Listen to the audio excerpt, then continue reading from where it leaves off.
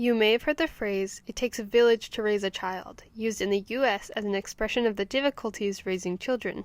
But have you seen U.S. communities do this?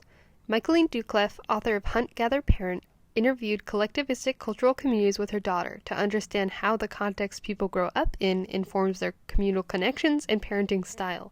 In the Democratic Republic of Congo, there is a community called the Efe, who form what Doucleff refers to as a baby SWAT team, right after a baby is born. In this community, responsibilities for children are not placed solely on their birth parents, but are distributed. Every community member spends time taking care of children even if they are not blood related. This approach is called AlloParenting. Anthropologist Mel Konner explained in Doucleff's book that fussing babies have more needs than one mother can meet. Children move between caregivers every 15 minutes, and after 3 weeks, an infant has spent 40% of its time with allo mothers. With this method of parenting, the mother gets a break to meet her own needs or work, while an allo mother watches over the child.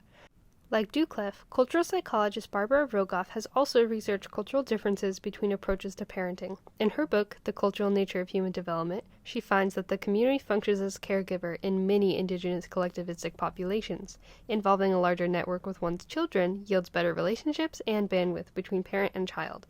Upon hearing this, though, a parent may be worried that their child won't have a strong bond with them, but in the Efe community, infants are still able to distinguish between who is their mother and who is caregiver, as researched by Morelli and Tronick in 1991. In my community, white middle-class Americans, we can use this concept to create networks of support between families, but not only could my community benefit, but every parent and child struggling with burnout.